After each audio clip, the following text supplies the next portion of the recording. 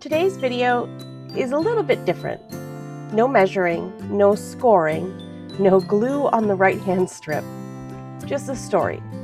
And it starts when I was 4 years old. When I was little, like really, really little, I had this purse that my mom gave me. It wasn't fancy, it wasn't a designer. It was just a little purse that was handed down from my mom that made me feel grown up. And I filled it with mail.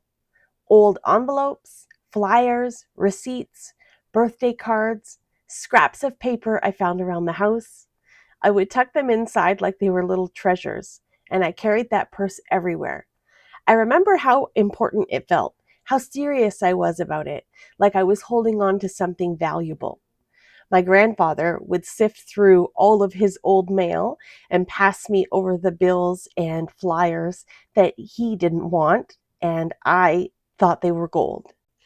Before I could spell or write my own name, I used to pretend that I could write cursive, and I would scribble all over my bills and flyers and tuck them back inside the envelopes and put them in my purse. Looking back now, I don't think I really cared about what was written on the paper. I cared about how it felt, the crinkle of the old envelopes, the smoothness of the card, the weight of the paper stacked inside my little purse. It felt important, and it felt safe. It felt like I was keeping pieces of the world with me at 4 years old. Fast forward 38 years later, and now here I am, a grown woman, well, kind of, with an entire room dedicated to paper. Stacks of 12 by 12, bins of scraps, template books, envelopes in every size, cardstock in every color. And sometimes I laugh and think, oh, this has always been me.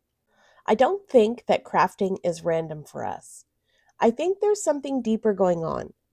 Paper holds moments. Mail means someone thought of someone. A card marks a celebration.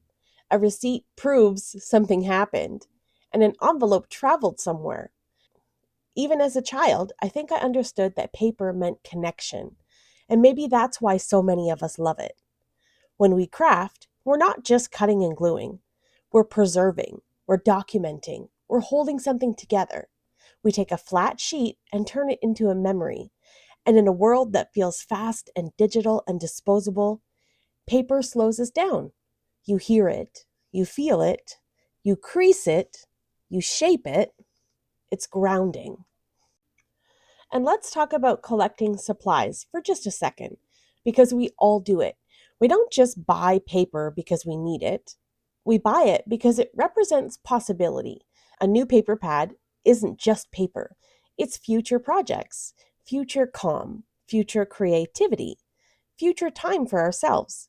That little 4-year-old girl with a purse full of mail, she wasn't hoarding. She was gathering stories. And now, I help you turn your paper into memories.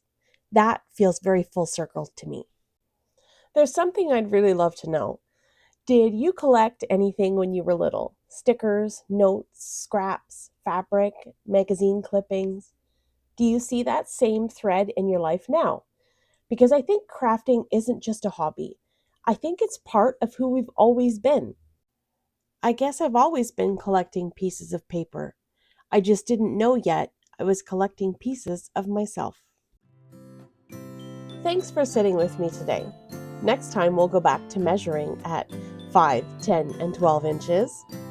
But today, we just appreciated why we love paper in the first place. And holy snip, we've been paper people all along.